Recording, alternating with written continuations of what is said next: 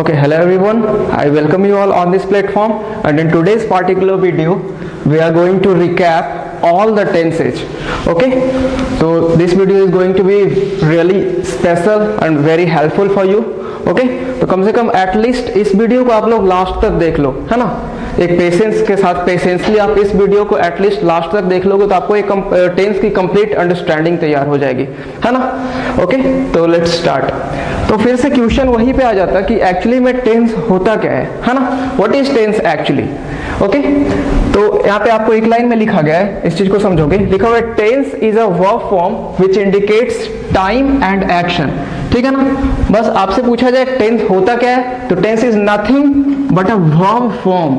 Actually में tense क्या है, एक वर्ब का फॉर्म होता है। ठीक है, उस चीज को हम लोग जस्टिफाई करेंगे कि कैसे टेंस एक वर्ब का फॉर्म है। बस आप लोग पेशेंसली लास्ट तक देखते जो वीडियो को, बिल्कुल ही एक क्लियर अंडरस्टैंडिंग आपको तैयार हो जाएगी पूरे टेंस की। समझ रहे हो ना। ठीक है, तो लिखा हुआ है tense is a verb form which indicates time and action. ठीक है ना, यही दो चीज को आपको समझना होता है। ठीक है, अब हमने बोला कि टेंस क्या होता है, एक वर्ब का फॉर्म होता है। वो कैसे, ठीक है ना। जैसे एक सेंटेंस आपके पास लिखा हुआ है आई टीच टेंसेज। ठीक है ना, आई टीच टेंसेज, और एक लिखा हुआ है आई टाउट टेंसेज, और एक लिखा हुआ है आई विल टीच टेंसेज। ठीक है, तो इसी वर्ब फॉर्म के थ्रू, इसी वर्ब फॉर्म के हेल्प से तो आप ये बता पाते हो, ठीक है, कि ये जो टेंस है ये प्रेजेंट, ये जो एक्शन है ये क्या है, प्रेजेंट का है। ठीक है, इसी वर्ब फॉर्म को देखकर तो आप बता पाते हो कि ये एक्शन जो है वो किस चीज का है, पास्ट का है। इस वर्ब फॉर्म को देखकर ही तो आप बता पाते हो कि वो एक्शन किस चीज का है, फ्यूचर का। समझ रहे हो ना।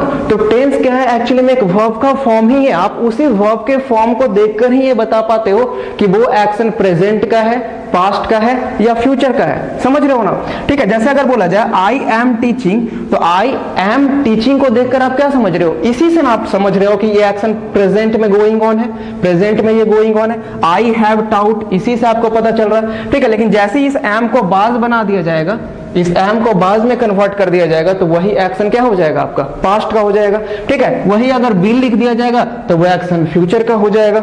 ठीक है, तो देख रहे हो चेंजिंग पूरे के पूरे सेंटेंस में आता किस चीज पे है, उसी वर्ब के फॉर्म में। ठीक है, उसी एक्शन में उसको लिखने का फॉर्म जो चेंज हो जाता है, उसी से हमें पता चलता है कि ये एक्शन किस टेंस का है। समझ रहे हो ना। ठीक है, तो यही आपको पूरा का पूरा 12 जो है यहाँ पे लिखा गया है। पहले देखते हैं कि ये टाइम एंड एक्शन, इसी दोनों को रिलेट करते हैं तो हमारा टेंस का अंडरस्टैंडिंग तैयार होता है। ठीक है, तो बस एक लाइन में टेंस क्या होता है, वर्ब का फॉर्म, और वो ही वर्ब का फॉर्म क्या करता है, इंडिकेट करता है टाइम को। ठीक है, कि जिस एक्शन की हम बात कर रहे हैं ना, वो किस टाइम में परफॉर्म किया गया है, किस टाइम में परफॉर्म किया गया, और वो एक्शन जो है कितना कंप्लीट हो चुका है या इनकम्प्लीट स्टेट में है, गोइंग ऑन स्टेट में है। ठीक है, वही वर्ब फॉर्म हमें बताता। समझ रहे हो ना। बस हमें दो एलिमेंट को समझना है, एक टाइम एंड दूसरा एक्शन। ठीक है, तो टाइम को आप बेसिकली तीन एस्पेक्ट पे मेजर करते हो, 3 एस्पेक्ट्स पे आप मेजर करते हो। ठीक है, एक हमारा हो गया पास्ट टाइम, जो टाइम आपका क्या हो गया है, ठीक है, क्रॉस हो गया, जो आपका टाइम गुजर गया। ठीक है, जिसे आपने एक्सपीरियंस कर लिया है। ठीक है, the time that has gone. समझ रहे हो ना। ठीक है, और एक प्रेजेंट टाइम, ठीक है, दैट इज एग्जिस्टिंग, जिसे आप एक्सपीरियंस अभी कर रहे हो। ठीक है, वो हमारा क्या है, प्रेजेंट का टाइम है। ठीक है, and the time that will come, जो आने वाला टाइम है, वो हमारा क्या है, फ्यूचर का टाइम। तो देख रहे हो टाइम का हमारा 3 एस्पेक्ट्स हो गया, एक पास्ट टाइम एंड एक present time and future time. ये बात हो रही है टाइम की। ठीक है, अब दूसरे एलिमेंट्स को समझते हैं। एक है एक्शन। ठीक है, एक्शन क्या होता है, तो एक्शंस की भी कुछ अपनी स्टेट्स होती होगी। ठीक है ना, कोई भी आप एक्शन कर रहे हो तो वो कंप्लीट स्टेट में है, इनकम्प्लीट स्टेट में है, गोइंग ऑन स्टेट में है, क्या है वो, उसकी भी तो कोई अपनी अपनी स्टेट होती होगी ना।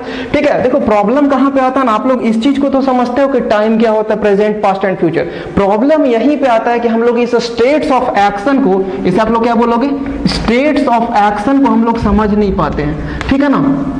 स्टेट्स ऑफ एक्शन हमारी क्या क्या हो सकती है, indefinite state of action, continuous state of action, perfect state of action and perfect continuous state of action.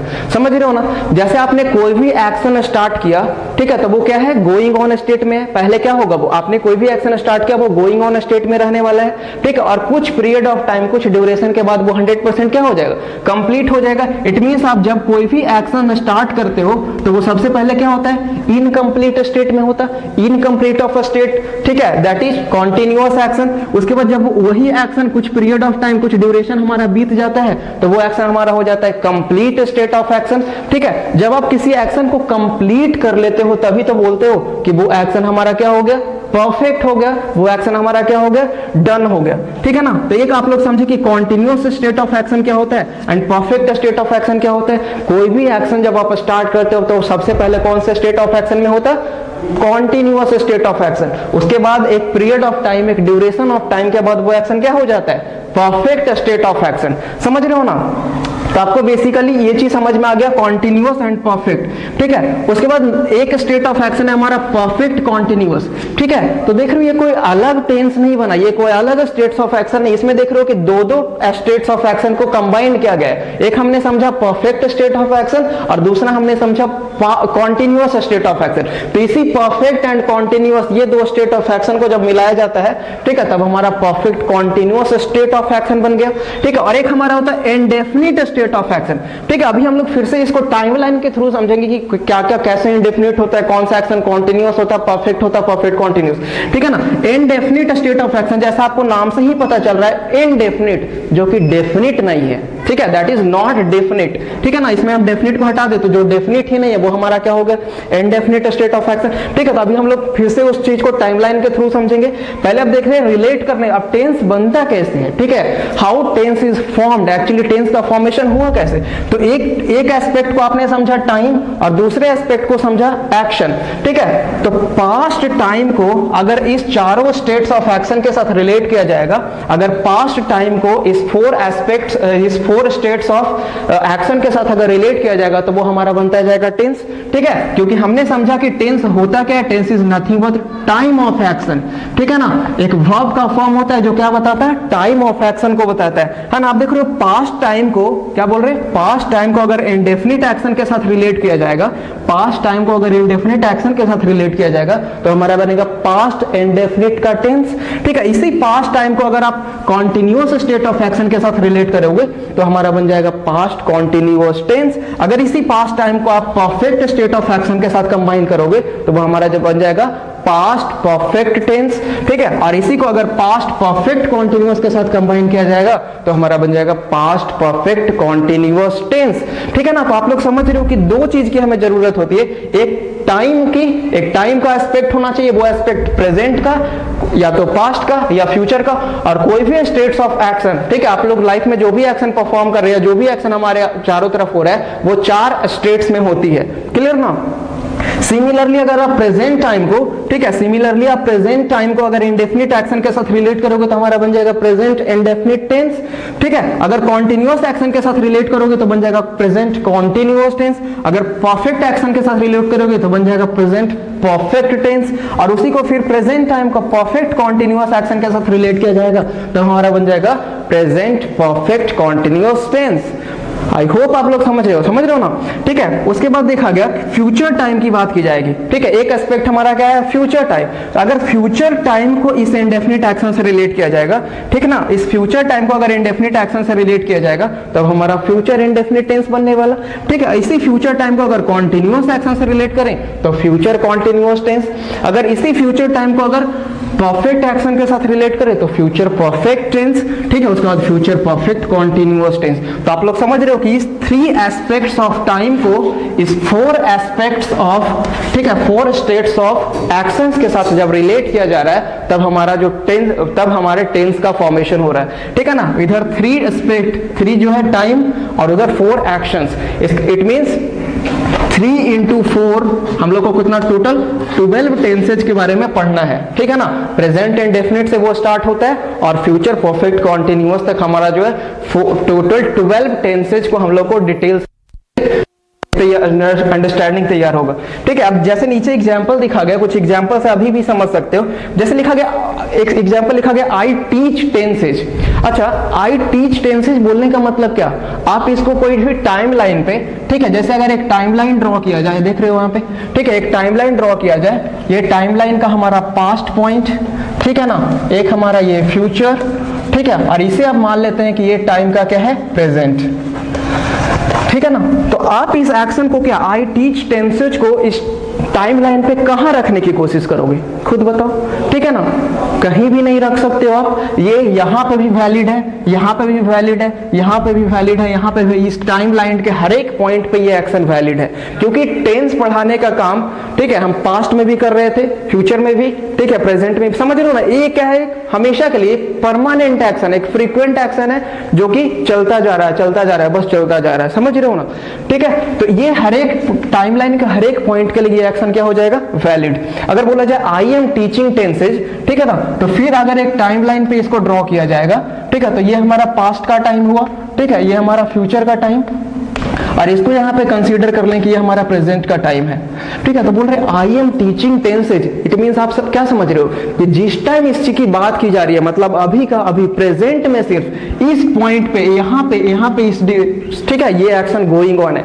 इसे सिर्फ हम प्रेजेंट में ही वैलिड मान सकते हैं, क्लियर ना। ये सिर्फ प्रेजेंट के इसी ड्यूरेशन के लिए क्या है, वैलिड है। जैसे अभी 1 आवर का क्लास होगा, 1 आवर के पास टेंस पढ़ाने का जो अभी एक्शन है वो फिनिश होने वाला, मतलब टेम्पररली गोइंग ऑन एक्शन है, क्लियर ना, ठीक है। अगर बोला जाए I have taut tenses you in detail, ठीक है, अगर टेंस पढ़ाने का काम एक्शन कंप्लीट हो गया है, ठीक है, तो कंप्लीट हो गया तो क्या हो गया, ये अभी हाल फिलहाल में कंप्लीट हुआ, मतलब इस पॉइंट पे आप रख सकते हो, ठीक है, पास्ट, प्रेजेंट एंड फ्यूचर। अगर ये 3 टाइमलाइन को अगर हम ड्रॉ करें, ठीक है, तो अभी अभी जस्ट कंप्लीट हुआ, रिसेंटली कंप्लीटेड एक्शन, तो पास्ट को रिसेंट पास्ट आप बोल सकते हो, ठीक है, रिसेंट पास्ट अभी जस्ट ही फिनिश हुआ, तो वो हमारा एक्शन क्या होगा, ठीक है, प्रेजेंट परफेक्ट का, समझ रहे हो ना। तो आप एक अंडरस्टैंडिंग तैयार होगी कि किसी भी वर्ब के फॉर्म से ही हम ये बता पाते हैं, किसी भी वर्ब के फॉर्म से ही हम ये बता पाते हैं कि वो जो टेंस है ना, ठीक है, वो जो एक्शन है किस टेंस का है।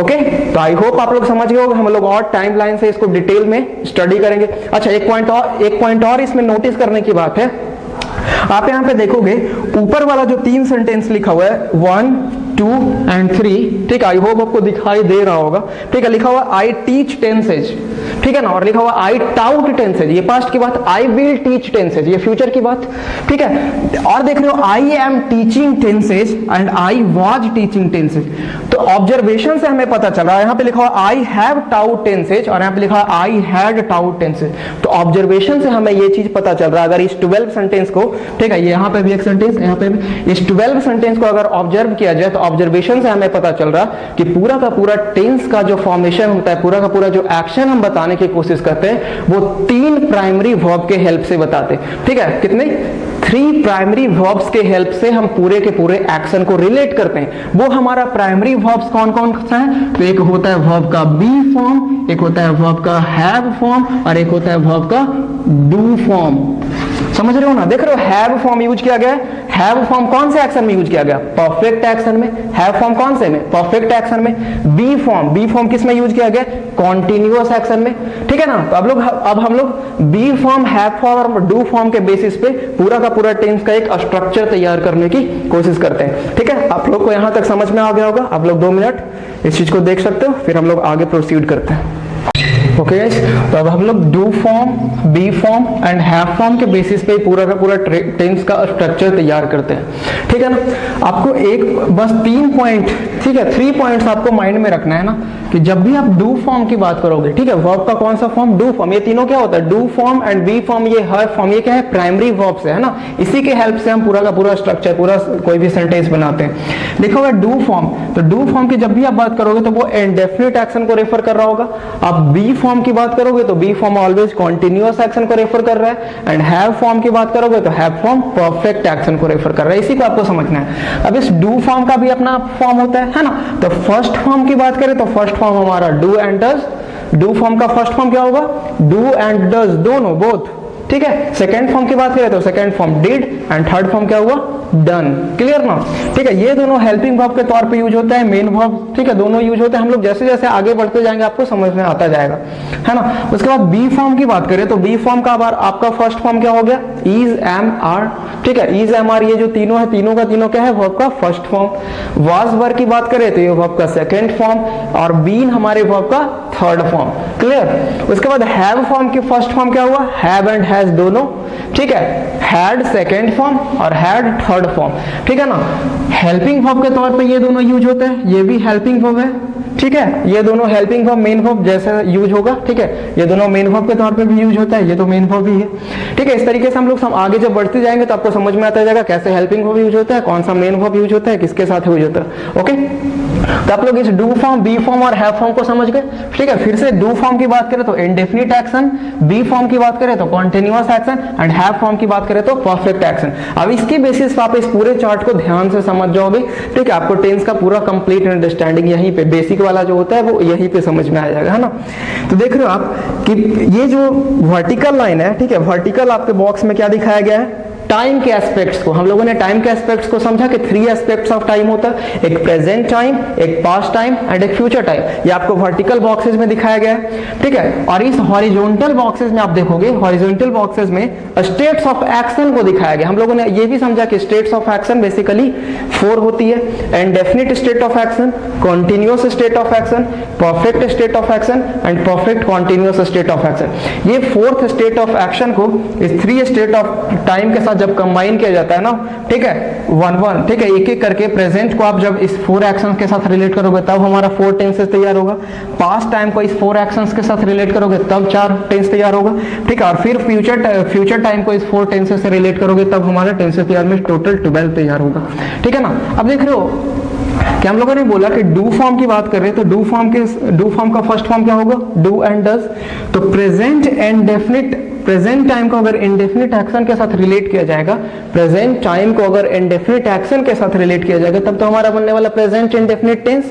और इसमें जो वर्ब का फॉर्म यूज होने वाला है वो क्या, डू एंड डज यूज होगा, और वर्ब का कौन सा फॉर्म, फर्स्ट फॉर्म। अब यहाँ पे ध्यान रखने वाली बात ये है, ठीक है, कि do and does negative sentences and interrogative sentences में यूज किया जाता है, ठीक है। जब आप पॉजिटिव सेंटेंस या अफर्मेटिव सेंटेंस की बात करोगे तो आपको डू एंड डज की जरूरत नहीं है, आप डायरेक्ट वर्ब के फर्स्ट फॉर्म से आप कोई भी प्रेजेंट इंडेफिनिट के एक्शन को रेफर कर सकते हो, ठीक है। लेकिन अगर यही पास्ट में चले जाएंगे तो देख रहे हो फिर से इंडेफिनिट एक्शन के लिए हमें वर्ब का कौन सा फॉर्म चाहिए, डू फॉर्म। और पास्ट की बात करें तो पास्ट के लिए हम लोग सेकंड फॉर्म को रेफर करते, तो सेकंड फॉर्म हमारा क्या होगा, डिड, ठीक है। फिर से यहाँ पे ध्यान देना है कि जब भी हम पॉजिटिव सेंटेंस की बात करेंगे तो पॉजिटिव सेंटेंस में हमें डिड की जरूरत नहीं है, हम डायरेक्ट सेकंड फॉर्म से ही रेफर कर सकते हैं। लेकिन जब आपको सेंटेंस का नेगेटिव और इंट्रोगेटिव बनाना होगा, ठीक है, तब आपको हेल्पिंग वर्ब डिड की जरूरत होगी और इसके साथ आप नॉट का यूज करोगे, ठीक है। फिर से आप फ्यूचर एक्शन पे आओगे तो फ्यूचर एक्शन के लिए आपको एक चीज माइंड में रखना होगा कि आपको एक मॉडल्स, एक हेल्पिंग वर्ब बोल सकते हो, ठीक है, बिल एंड सेल की जरूरत होती है।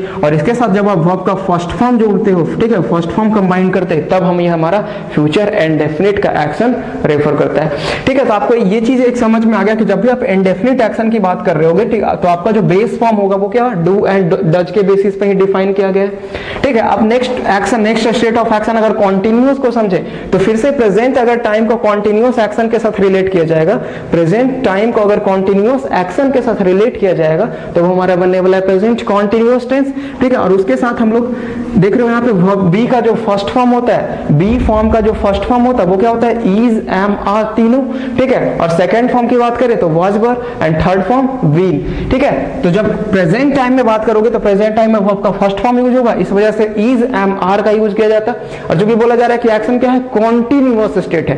कॉन्टिन्यूअस बोलने का मतलब गोइंग ऑन, ठीक है। तो गोइंग ऑन होने की वजह से वर्ब का कौन सा फॉर्म यूज किया गया, आईएनजी फॉर्म, ठीक है। फिर अगर पास्ट की तरफ मूव करोगे तो यही इज, एम, आर को इसमें चेंज कर दिया गया वाज, वर में, क्योंकि बी फॉर्म का सेकंड फॉर्म क्या होता है, वाज एंड वर, ठीक है। तो वाज, वर के साथ फिर से वर्ब का आईएनजी फॉर्म, क्यों, क्योंकि एक्शन फिर से क्या है, continuous. Continuous means going on, going on के लिए वर्ब का कौन सा फॉर्म, आईएनजी फॉर्म, ठीक है। फिर से आप फ्यूचर के लिए, फ्यूचर पे मूव करोगे, फ्यूचर कॉन्टिन्यूअस पे, तो हम लोग ये समझा कि फ्यूचर एक्शन रेफर करने के लिए आपको बिल एंड सेल तो चाहिए, ठीक है।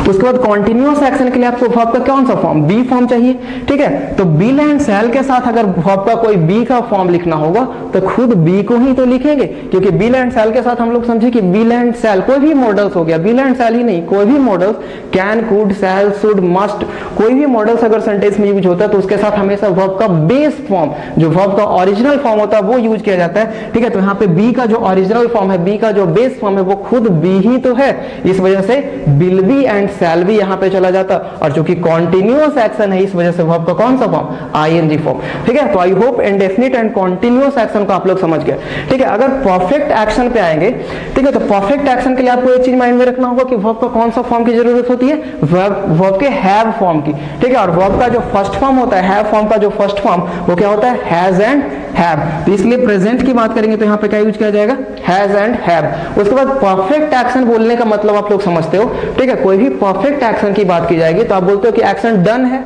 कंप्लीट एक्शन की बात होती है तो कंप्लीट एक्शन के लिए हम लोग वर्ब का कौन सा फॉर्म यूज करते हैं, थर्ड फॉर्म, कंप्लीटेड एक्शन, ठीक है। वर्ब का थर्ड फॉर्म, इसलिए हैज हैव के साथ वर्ब का कौन सा फॉर्म यूज किया गया, थर्ड फॉर्म। तो हमारा बन गया प्रेजेंट परफेक्ट टेंस। उसके बाद अगर पास्ट पे आओगे, पास्ट की तरफ परफेक्ट एक्शन है, पास्ट की तरफ मूव करोगे तो इसी हैज हैव को चेंज कर दिया गया किस चीज में, हैड में, ठीक है। क्योंकि हैव फॉर्म का सेकंड फॉर्म क्या होता है, हैड। और इसी के साथ फिर से परफेक्ट एक्शन को रेफर करने के लिए हम लोग वर्ब का कौन सा फॉर्म यूज करेंगे, थर्ड फॉर्म। इसलिए हैड के साथ कौन सा फॉर्म यूज किया गया, थर्ड फॉर्म। समझ रहे हो ना। उसके बाद फिर से फ्यूचर की तरफ मूव करोगे, फ्यूचर परफेक्ट की तरफ मूव करोगे तो फिर से एक पॉइंट, कोई भी फ्यूचर एक्शन रेफर करना हो तो आपको विल एंड शैल की जो तो जरूरत होगी, ठीक है। तो विल एंड शैल यूज किया गया।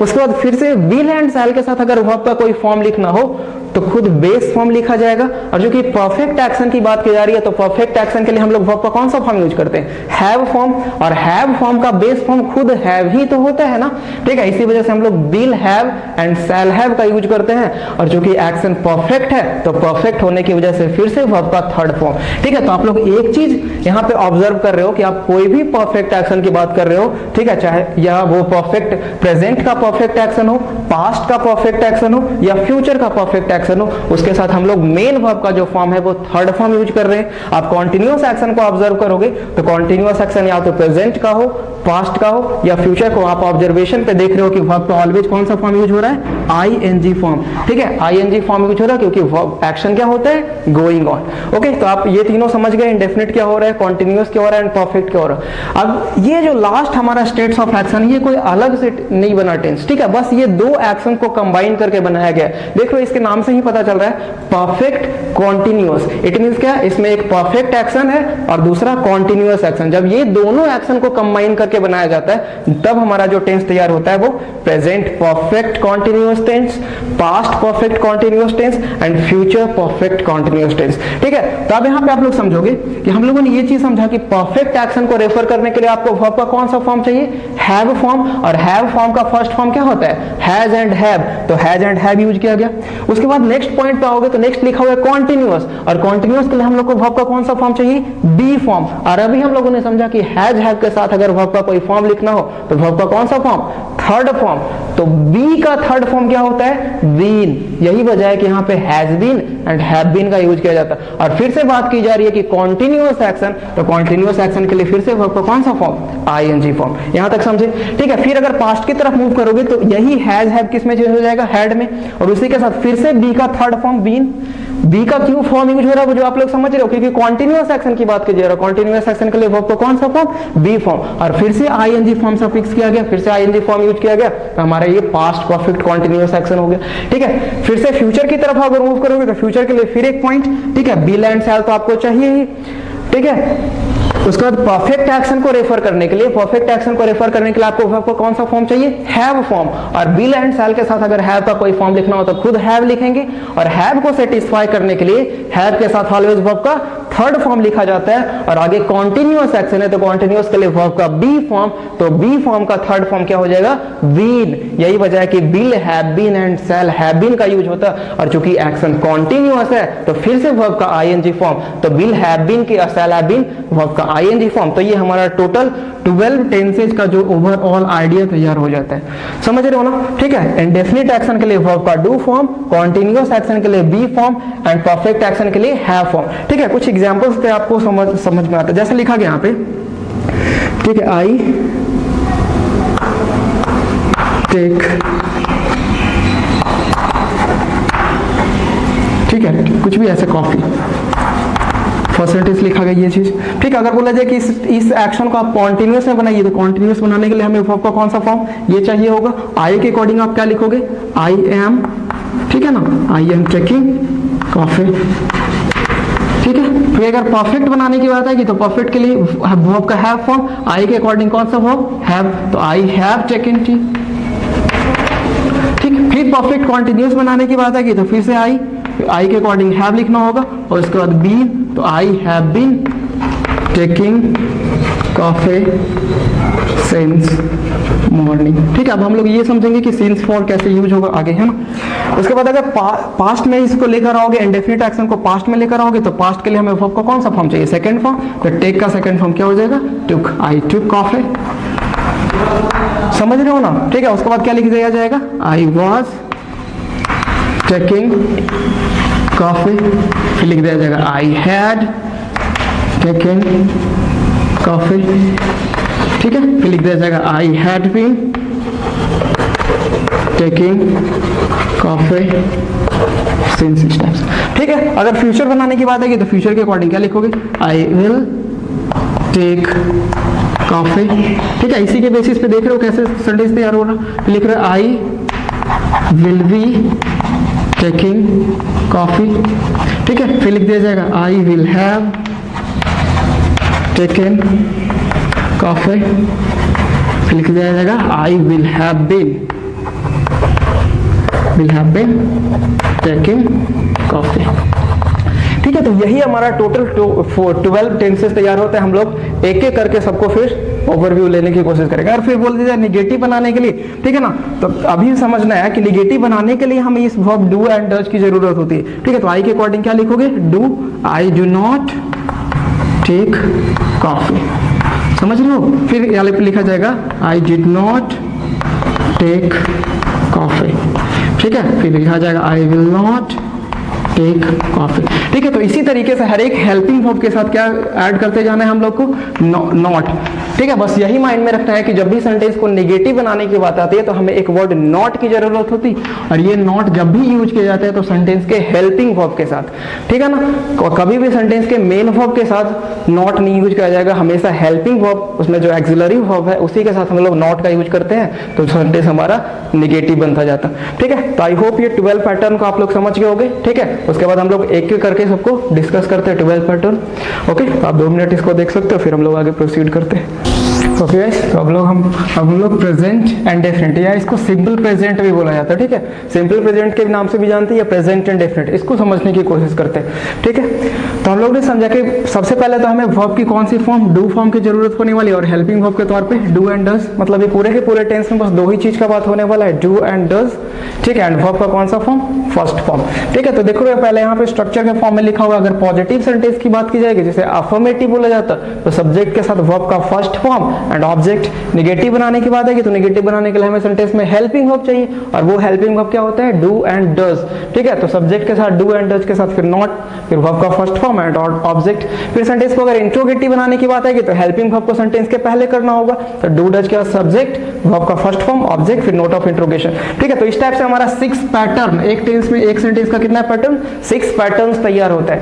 ओके, अब यहाँ पे देख लो, जब वर्ब की बात है ना, तो ये जो फर्स्ट फॉर्म है ये सिंगुलर भी हो सकता है एंड प्लूरल भी हो सकता है। ठीक है, आपको एक चीज माइंड में रखना होगा, कोई भी वर्ब का जो ओरिजिनल फॉर्म होता है, जो बेस फॉर्म, ठीक है, वो प्लूरल होता है। ठीक है, जो भी वर्ब का जो बेस फॉर्म है वो क्या होता है? प्लूरल होता है। जब आप उसमें एस या ईएस सफिक्स करते हो तब वो सिंगुलर कैटेगरी में कैटेगराइज किया जाता है। ठीक है, तो यहाँ पे हमारे पास सब्जेक्ट है आई, बी, यू एंड दे, तो ये प्लूरल सब्जेक्ट होने की वजह से इसके साथ हम लोग जो भी वर्ब यूज करेंगे वो वर्ब का बेस फॉर्म, मतलब जो ओरिजिनल फॉर्म होगा, ईट, प्ले, ड्रिंक, वॉच, विजिट, इस टाइप का जो वर्ब है, जो ओरिजिनल फॉर्म, वो यूज किया जाएगा। उसके बाद ही, सी, इट, मतलब ये सिंगुलर हो गया, इस वजह से इसके साथ सिंगुलर वर्ब कब बनता है? जब उसमें हम एस या ईएस को सफिक्स करते हैं, जैसे eats, drinks, plays. I hope आप लोग समझ रहे हैं। ठीक है, अब इसका जो यूसेज है, इसके एप्लीकेशन को समझते हैं। पहले फर्स्ट में लिखा हुआ है टू मेंशन हैबिट या रूटीन एक्शन। ठीक है, कोई भी हैबिट या रूटीन एक्शंस की बात करोगे तो उसे हमेशा वर्ब के फर्स्ट फॉर्म से ही रेफर करना होता है। जैसे लिखा गया I take green tea every morning. ठीक है, children often play video games after school. ये क्या है? एक रूटीन एक्शन की बात की जा रही है कि हाँ फ्रीक्वेंटली ऐसा होता है, आज भी ये चीज होगा, कल भी हो रहा है, परसों भी, इस टाइप से ये रूटीन एक्शन में चलता आ रहा है। इसे आप टाइमलाइन पे दिखाना चाहोगे तो टाइमलाइन पे आप इसे कहीं भी दिखा नहीं सकते हो। ठीक है, ये हर एक पॉइंट के लिए क्या होता है? वैलिड होता है। ये हमारे पास्ट से एक रूटीन चलता आ रहा है। ठीक है, ये बहुत दिन तक ऐसे ही चलता रहेगा एक रूटीन के फॉर्म में। ठीक है ना, तो ये टाइम के हर एक पॉइंट पे बोला जाएगा कि वैलिड है। ठीक है, एक परमानेंट एक्शन है, एक फ्रीक्वेंट एक्शन। ठीक है, फिर लिखा है Sumit goes to beach on Sundays. ठीक है, हर एक संडे को सुमित क्या जाता है, गोज टू बीच, ये क्या है, उसका एक रूटीन है, एक हैबिट है, ठीक है ना, ये हर एक संडे को चलता जाता, लेकिन इसका नाम दे दिया इनडेफिनिट, ठीक है, तो आपका रूटीन या हैबिट है वो इनडेफिनिट ही तो होता, ठीक है, कल कोई और वजह से आप वो काम नहीं भी कर पाओ, ठीक है, आप ऐसा भी हो सकता है कि आप उस काम को नहीं परफॉर्म कर पाओ, ठीक है, इसी वजह से इसका नाम इनडेफिनिट होता, ठीक है। तो पहला एप्लीकेशन, फर्स्ट यूसेज को आप लोग समझ गए कि टू मेंशन हैबिट और रूटीन एक्शन, ठीक है ना।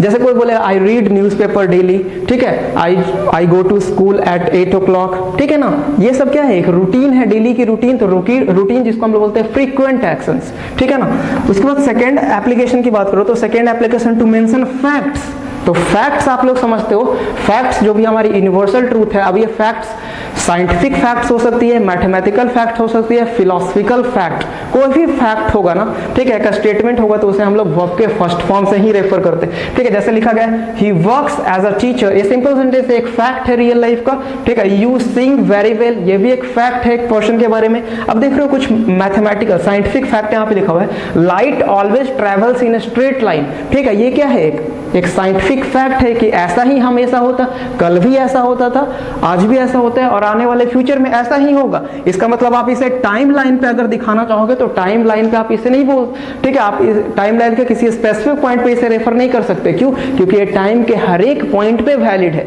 ये हमेशा जब से स्टार्ट हुआ ये ऐसा ही चलता आ रहा है, ठीक है, एक परमानेंट एक्शन है। नेक्स्ट आपके पास example, the sun rises in the east, देख रहे हो यहाँ पे भी वर्ब का कौन सा फॉर्म यूज किया गया, फर्स्ट फॉर्म, ये भी एक परमानेंट एक्शन है, ये हमेशा के लिए वैलिड है, ऐसा ही होगा, समझ रहे हो ना। नेक्स्ट लिखा हुआ है मैथमेटिकल फैक्ट, लिखा हुआ है two parallel lines never intersect each other, ठीक है, ये क्या है, एक मैथमेटिकल फैक्ट है, ये ऑलवेज के लिए ट्रू है, इट मींस आप इसको टाइमलाइन पे दिखाना चाहोगे तो टाइमलाइन के हर एक पॉइंट पे ये वैलिड है, ये पास्ट में भी वैलिड था, प्रेजेंट में भी वैलिड है और फ्यूचर में भी वैलिड रहने वाला, ठीक है। तो आप लोग ये चीज समझ गए कि बेसिकली दो पॉइंट को, दो यूसेज को हम लोग, दो एप्लीकेशन हमारा होता है किस चीज का, सिंपल प्रेजेंट टेंस का, ये बोलते हो प्रेजेंट एंड डेफिनिट, ठीक है, और इसमें हम लोग वर्ब का कौन सा फॉर्म यूज करते हैं, फर्स्ट फॉर्म। अगर हेल्पिंग वर्ब मतलब सेंटेंस को नेगेटिव बनाना होगा तो वर्ब का helping verb do and does के साथ नॉट, फिर वर्ब का फर्स्ट फॉर्म, ठीक है। एक दो पॉइंट और इसमें देख सकते हो कि जब कुछ स्पेसिफिक वर्ड, जैसे बोला गया कि एक एक्शन फ्रीक्वेंट होता, तो इस फ्रीक्वेंसी को रेफर करने के लिए हमें कुछ एडवर्ब ऑफ फ्रीक्वेंसी की जरूरत होती है, और वो वर्ड कौन कौन सा है, always, seldom, often, daily, everyday, generally, normally, इस टाइप का जो वर्ड होता है हमारा एडवर्ब ऑफ फ्रीक्वेंसी, ये सब जब भी सेंटेंस में यूज किया जाता है ये फ्रीक्वेंट एक्शन को रेफर कर रहा होता है, ओके। उसके बाद ये चीज आप लोग समझ गए कि कैसे वर्ब सिंगुलर होता है, कोई भी वर्ब का जो बेस फॉर्म होता है वो क्या होता है, सिंगुलर, जब उसमें ऐसे ये सफिक्स करते हो तो वो सिंगुलर हो जाता है, ठीक है। तो आप लोग समझ गए ना ये चीज, टू मेंशन हैबिट, रूटीन या मेंशन फैक्ट्स, ठीक है। तो एक नजर आप लोग देख सकते हो, ठीक है, टेक योर टाइम, उसके बाद हम लोग आगे प्रोसीड करते हैं। ओके गाइस, अब हम लोग कॉन्टिन्यूअस प्रेजेंट कॉन्टिन्यूअस एक्शन को, प्रेजेंट कॉन्टिन्यूअस टेंस को समझने की कोशिश करते हैं, ठीक है ना।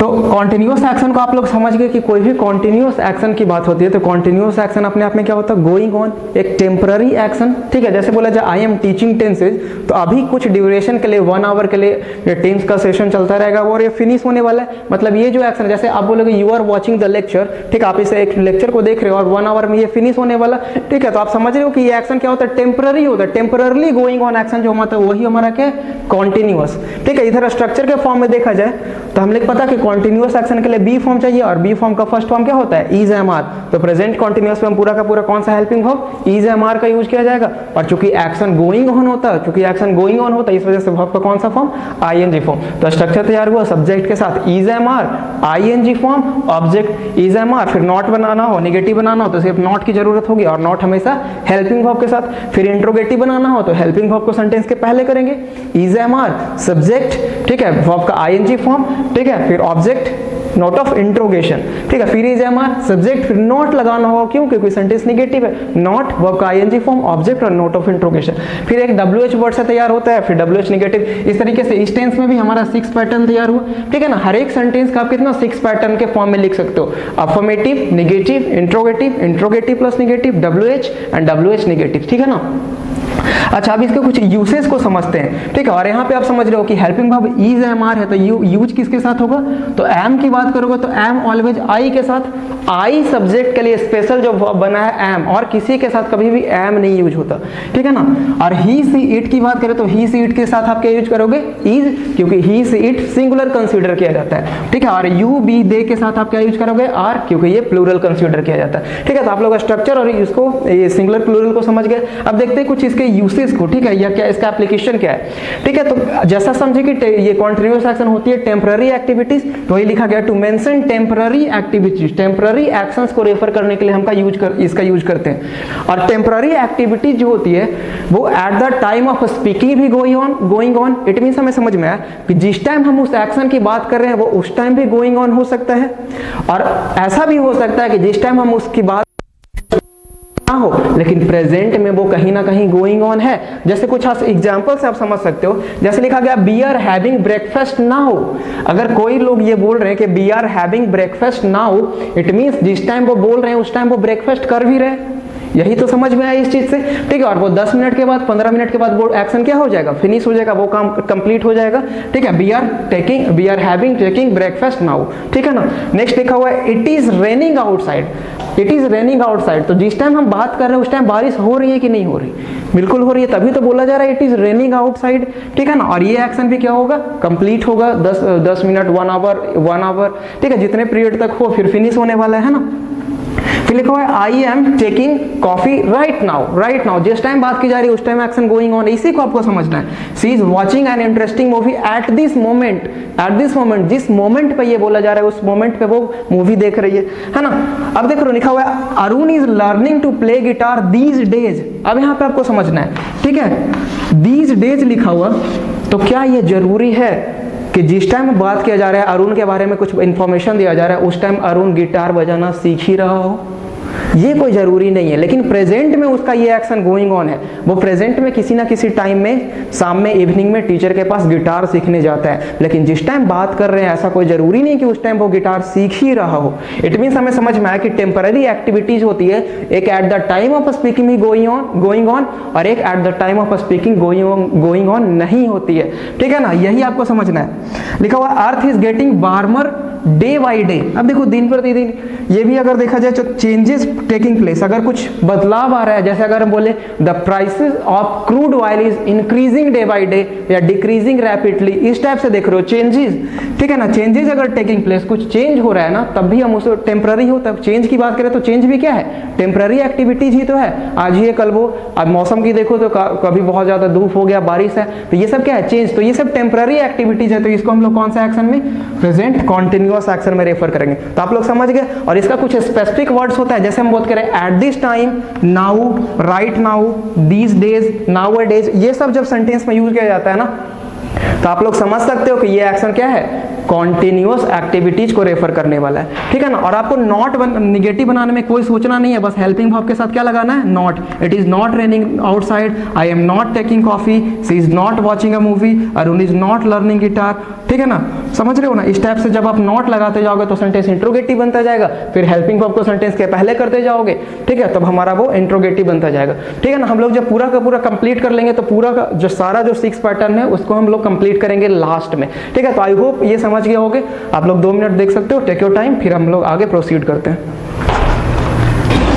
ओके, अब नेक्स्ट थर्ड नंबर टेक्स्ट को डिस्कस करते हैं प्रेजेंट परफेक्ट पे, है ना। तो हम लोगों ने ये स्टार्टिंग में समझा कि कोई भी परफेक्ट एक्शन को अगर आपको रेफर करना है, ठीक है, अगर परफेक्ट एक्शन की बात आती है तो परफेक्ट एक्शन के लिए आपको वर्ब का हैव फॉर्म चाहिए, ठीक है। तो हैव का फर्स्ट फॉर्म क्या होता है, has and have. It means इस पूरे टेंस में हम लोग हैज हैव के साथ वर्ब का कौन सा फॉर्म, थर्ड फॉर्म, ठीक है। थर्ड फॉर्म होने का वजह क्योंकि कंप्लीटेड एक्शन की बात की जाती है, डन एक्शन, ठीक है। आप किसी एक्शन को कंप्लीट कर लेते हो, डन कर लेते हो, तभी तो बोलते हो कि एक्शन हमारा क्या हो गया, परफेक्ट हो गया, है ना। अब इधर स्ट्रक्चर के फॉर्म में देखोगे तो हम सेंटेंस के स्टार्टिंग सब्जेक्ट से हेल्पिंग वर्ब हमारा क्या हुआ, हैज एंड हैव, उसके साथ वर्ब का थर्ड फॉर्म, फिर ऑब्जेक्ट। अगर सेंटेंस को नेगेटिव बनाने की बात आएगी तो सिर्फ अब आपको एक वर्ड नॉट की जरूरत होती है, और वो नॉट ऑलवेज सेंटेंस के हेल्पिंग वर्ब के साथ यूज किया जाता है। यही ध्यान रखना है कि सेंटेंस में जब भी नॉट यूज किया जाता है तो सेंटेंस के हेल्पिंग वर्ब के साथ कभी भी नॉट मेन वर्ब के साथ यूज नहीं होता, ठीक है। फिर सेंटेंस को इंट्रोगेटिव बनाने की बात आएगी तो हेल्पिंग वर्ब को सेंटेंस के स्टार्टिंग में करोगे तो हैज हैव, सब्जेक्ट, वर्ब का थर्ड फॉर्म, ऑब्जेक्ट, और लास्ट में नोट ऑफ इंट्रोगेशन देना है हर एक में, ठीक है। क्वेश्चन मार्क, क्योंकि यहाँ से ये क्वेश्चन स्टार्ट हो जाता है। इसी तरीके का हमारा 6 पैटर्न तैयार होता है, मतलब कोई भी सेंटेंस का, कोई भी टेंस का एक सेंटेंस अगर आप लेते हो, ठीक है, तो उसका 6 पैटर्न तैयार होता है। अब देखते हैं इसका यूसेज, इसका जो फंक्शन है, इसका एप्लीकेशन बेसिकली हम लोग कहाँ पे करते हैं। तो फर्स्ट में लिखा हुआ है to mention recently completed action, ठीक है। रिसेंटली कंप्लीटेड एक्शन बोलने का मतलब अभी अभी आपने वो आपने क्या किया है, फिनिश किया, अभी जस्ट आपने फिनिश किया। जैसे एग्जांपल में लिखा हुआ है I have finished my task, ठीक है ना। यहाँ पे आप एक स्पेसिफिक वर्ड भी डिनोट कर सकते हो, आई हैव जस्ट, देख रहे हो। तो कब ये सब स्पेसिफिक वर्ड कौन कौन सा, recently, already, just, ever, so far, by the time, yet. जब ये सब कोई स्पेसिफिक वर्ड सेंटेंस में यूज किया जाता है तब वो जो सेंटेंस होता है, वो जो सेंटेंस होता है वो प्रेजेंट परफेक्ट का, प्रेजेंट परफेक्ट नहीं बोल सकता। ये जो हमारा एडवर्ब है ये सिर्फ एक परफेक्ट एक्शन को रेफर कर रहा होता है। वो परफेक्ट एक्शन हमारा प्रेजेंट का भी हो सकता है,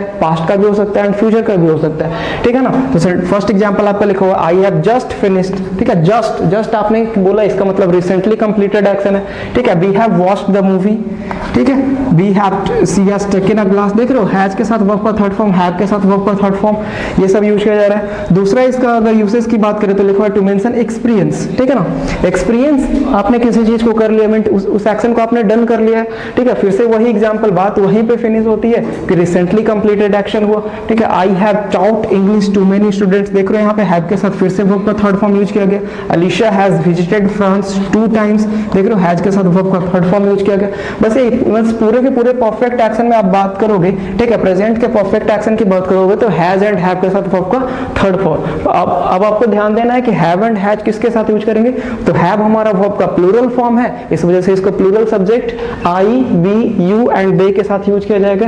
एंड सिंगुलर, हैज सिंगुलर होने की वजह से singular subject he, she, it, and किसी भी पर्सन का अगर नेम, पर्टिकुलर वन पर्सन का नेम लिया जाता है, ठीक है, तो वो भी सिंगुलर कंसीडर किया जाता है। इस वजह से वर्ब का फॉर्म हम लोग उसके साथ भी हैज का यूज करते हैं, ठीक है। We have seen the 2 movie, we have seen 2 movies this week, इस टाइप से सेंटेंस बन रहा है। अब आप बोलोगे कि सेंटेंस नेगेटिव बनाने के लिए, तो अभी हम लोग ने समझा सिर्फ हेल्पिंग वर्ब के साथ आपको क्या यूज करना है, नॉट यूज करते जाना है हर एक जगह पे, तो सेंटेंस हमारा नेगेटिव बनता जाएगा।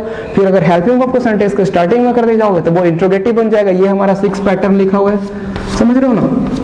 तो जब ये पूरा कंप्लीट हो जाएगा तो हम लोग लास्ट में सबका डिस्कशन करेंगे, ठीक है। आई होप आप लोग इसको समझ के होगे प्रेजेंट परफेक्ट का यूसेज हम लोग किस सिचुएशन में करते हैं, ठीक है। आप लोग 2 मिनट देख सकते हो, टेक योर टाइम, फिर आगे प्रोसीड करते हैं। ओके, अपन लोग नेक्स्ट, ठीक है, 4th number tense, present perfect continuous tense को देखते हैं, ठीक है। इसे समझने की कोशिश करते हैं, ठीक है। तो जैसा बोला गया it is nothing but mixture of 2 tenses, ठीक है ना। एक आप देख रहे हो perfect and continuous, perfect and continuous, ये 2 स्टेट्स ऑफ एक्शन को जब कंबाइन किया जाता है, ठीक है ना, तब हमारा बनता है प्रेजेंट परफेक्ट कॉन्टिन्यूअस टेंस। ये कोई अलग डिफरेंट टेंस नहीं है, बस 2 टेंस को, 2 एक्शन को क्या किया गया, कंबाइन किया गया, ठीक है ना। इसका यूज हम लोग किस लिए करते हैं, जैसे इसे एक टाइमलाइन से समझ सकते हो, ठीक है ना। इसे एक टाइमलाइन से समझे तो ये हमारा क्या हुआ, पास्ट का पॉइंट ऑफ टाइम, ठीक है, ये हमारा आने वाला फ्यूचर है, ठीक है, और इसे हम लोग प्रेजेंट पे कंसीडर करते हैं, ठीक है। अब यहाँ पे समझोगे एक एक्शन जो है पास्ट के किसी पॉइंट ऑफ टाइम पे स्टार्ट होता है, ठीक है। मान लेते हैं यहाँ से ये एक्शन स्टार्ट हुआ, ठीक है, और ये एक्शन अभी से कंटिन्यू है, गोइंग ऑन, ये प्रेजेंट में आने के बाद यहाँ तक का एक्शन जो है कंप्लीट हुआ और फिर अभी भी स्टिल गोइंग ऑन है, समझ रहे हो। पास्ट के किसी पॉइंट ऑफ टाइम से, मान लेते ये जो टाइम था ये 2015 था, ठीक है, 2015 से ये एक्शन स्टार्ट हुआ, अभी भी गोइंग ऑन है, प्रेजेंट में आने के बाद अभी हम 2020 में पहुंच चुके, 20 के बाद ही अभी भी कितने साल तक रहने वाले ये हमें पता नहीं। तो पास्ट के किसी भी पॉइंट ऑफ टाइम से स्टार्ट हुआ है, अपना एक ड्यूरेशन को कंप्लीट कर लिया, अपने एक ड्यूरेशन को कंप्लीट करने की वजह से ही इसको परफेक्ट नाम दे दिया गया, ठीक है। फिर आगे भी अभी स्टिल गोइंग ऑन है, इस वजह से इसका नाम कॉन्टिन्यूअस हो गया, समझ रहे हो। तो 2 एक्शन इसमें मिला हुआ है, एक तो अपना एक ड्यूरेशन कंप्लीट कर रहा है इस वजह से परफेक्ट, और अभी स्टिल गोइंग ऑन है इस वजह से कॉन्टिन्यूअस। अब टाइमलाइन के थ्रू समझ सकते हो। तो प्रेजेंट परफेक्ट कॉन्टिन्यूअस टेंस का जो एक्शन होता है वो किसी पास्ट के पॉइंट ऑफ टाइम से स्टार्ट होता है। तो लिखा गया actions that started in past and are still going on, ठीक है, पास्ट के किसी पॉइंट ऑफ टाइम से स्टार्ट हो और अभी भी गोइंग ऑन है। आप इसमें देख सकते हो कि अगर परफेक्ट एक्शन की बात करते हैं तो परफेक्ट एक्शन के लिए हमें कौन से वर्ब की फॉर्म हैव की जरूरत होती है, तो हैज हैव का जरूरत होगा। उसके बाद कॉन्टिन्यूअस एक्शन रेफर करने के लिए हमें वर्ब का कौन सा फॉर्म, बी फॉर्म चाहिए। और अगर हैज एंड हैव के साथ अगर आपको बी का कोई फॉर्म लिखना हो तो क्या लिखोगे, बीन, थर्ड फॉर्म बीन ही तो होता ना, इस वजह से हमारा तैयार होता है has been and have been. और फिर देख रहे हो जो कि action continuous, it means action going on है, तो गोइंग ऑन होने की वजह से वर्ब का कौन सा फॉर्म, आईएनजी फॉर्म। तो हमारा स्ट्रक्चर तैयार होता है सब्जेक्ट के साथ हैज हैव बीन, उसके बाद वर्ब का आईएनजी फॉर्म और ऑब्जेक्ट। उसके बाद देख रहे हो कि टाइम मेंशन किया गया कि पास्ट के किस पॉइंट ऑफ टाइम पे ये एक्शन स्टार्ट हुआ था, तो उसी टाइम को मेंशन करने के लिए हम लोग सिंस एंड फॉर का यूज करते हैं। और सिंस एंड फॉर के साथ आगे जो टाइम है होता वो लिखा जाता है। अब आप समझोगे कि सिंस एंड फॉर दोनों में क्या डिफरेंस होता है, इसका यूसेज कब होता है, ठीक है। तो फॉर की जब बात करोगे तो हम लोग समझ चुके हैं कि कोई भी ड्यूरेशन की बात की जाएगी, पीरियड ऑफ टाइम की बात की जाएगी। जैसे बोला जा रहा है 2 आवर्स, तो 2 आवर्स अपने आप में एक ड्यूरेशन है।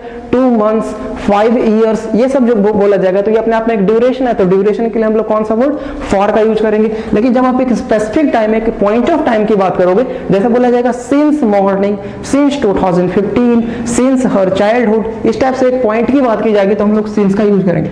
अब यहाँ पे एक पॉइंट और आपको समझना होगा कि जब भी सेंटेंस में एक पॉइंट ऑफ टाइम मेंशन किया जाएगा तो ड्यूरेशन अंडरस्टूड होगा, और अगर ड्यूरेशन मेंशन किया जाएगा तो पॉइंट ऑफ टाइम, वो स्पेसिफिक टाइम मेंशन वो सब अंडरस्टूड होगा। जैसे एग्जांपल आप समझ सकते हो, एग्जांपल यहाँ पे लिखा हुआ, first example, I have been waiting to see the doctor for 2 hours.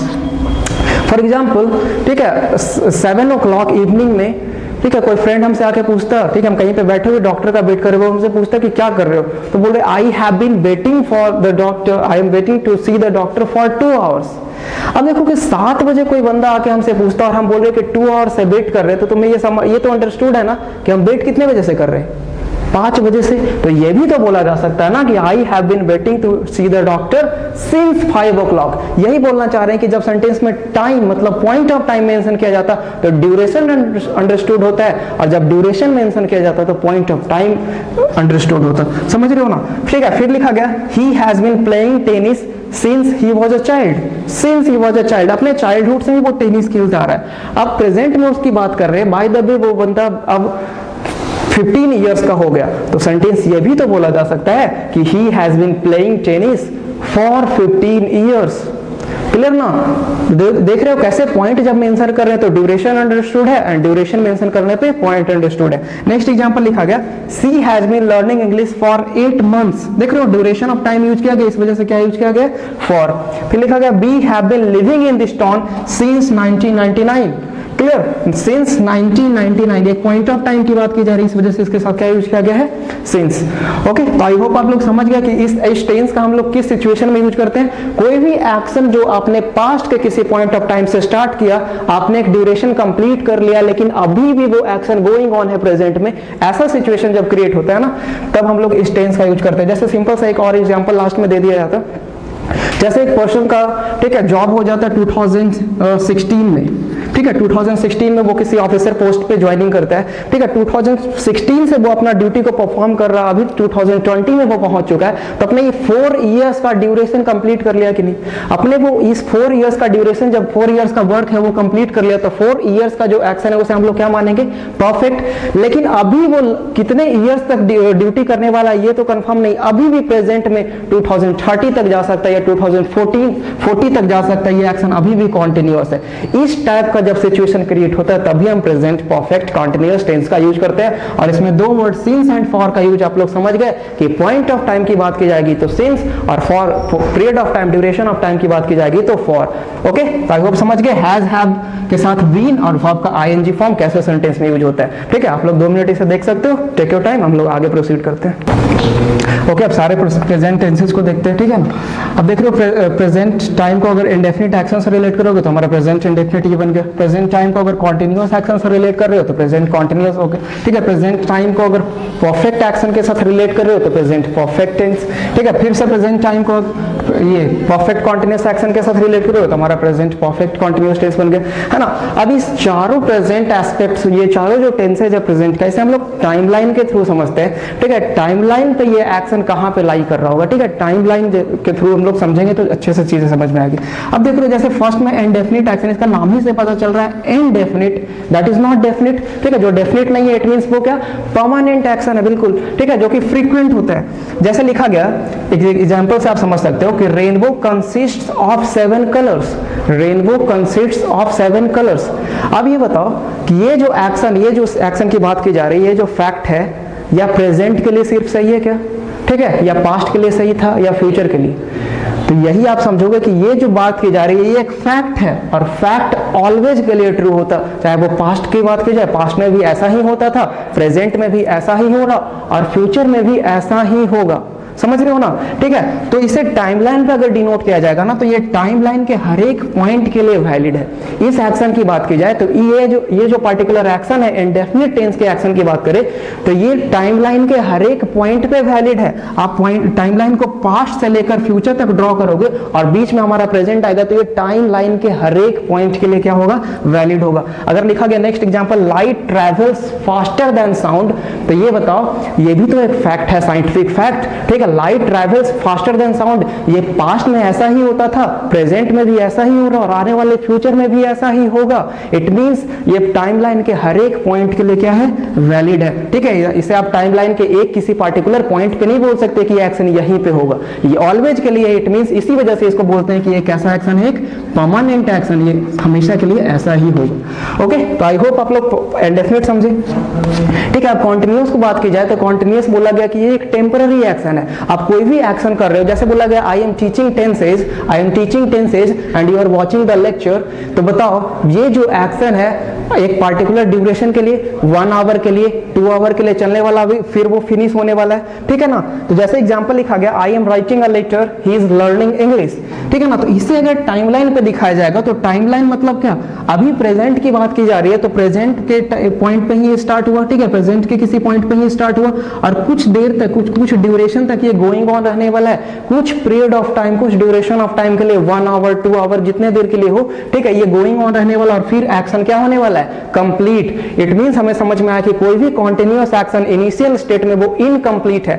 ठीक है। जब आप कोई भी एक्शन को स्टार्ट करते हो तो वो गोइंग ऑन रहने वाला, going on means in process में रहेगा, और फिर वो एक्शन आप क्या कर लोगे, कंप्लीट कर लोगे, और जब वो एक्शन कंप्लीट हो जाएगा, वो एक्शन डन हो जाएगा, तो आप इसी एक्शन को बोलोगे कि वो एक्शन हमारा क्या हो गया, परफेक्ट। बार बार इस चीज को बोल रहे हैं, ठीक है, कि जब आप किसी एक्शन को कंप्लीट कर लेते हो तभी तो आप बोलते हो कि वो एक्शन हमारा क्या हो गया, परफेक्ट हो गया, वो एक्शन 100% कंप्लीट हो गया। जैसे लिखा गया, I have written letter, he has learned English, अगर इसे टाइमलाइन के थ्रू दिखाया जाएगा, ठीक है ना, तो देखा जाएगा कि पास्ट के किसी पॉइंट ऑफ टाइम पे स्टार्ट हुआ, रिसेंट पास्ट होता।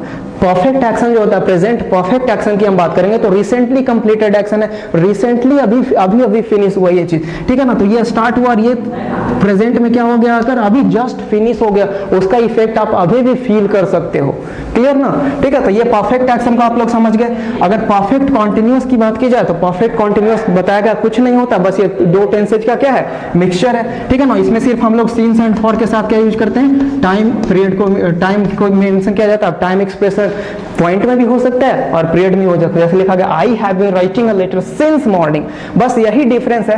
Continuous and perfect continuous action में क्या डिफरेंस होता है, ठीक है, सिर्फ परफेक्ट कॉन्टिन्यूअस एक्शन में आप एक टाइम एक्सप्रेशन को ऐड करते हो, वो टाइम एक्सप्रेशन या तो पॉइंट ऑफ टाइम हो सकता है या तो पीरियड ऑफ टाइम, ठीक है, वो पीरियड ऑफ टाइम है।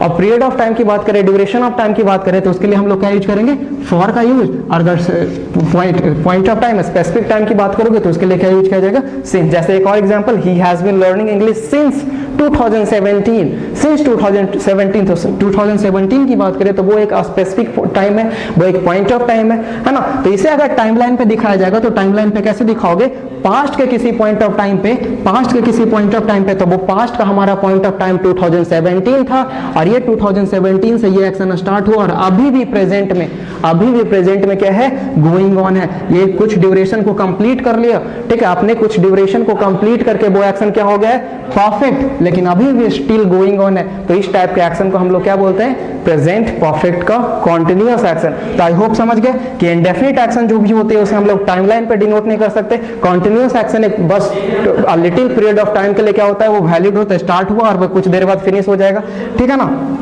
समझ रहे हो? कुछ देर तक क्या ऐसे ऐसे ये रहने वाला है गोइंग ऑन, उसके बाद फिनिश हो जाएगा, और जब ये एक्शन फिनिश हो जाएगा तो ये एक्शन को हम क्या बोलेंगे?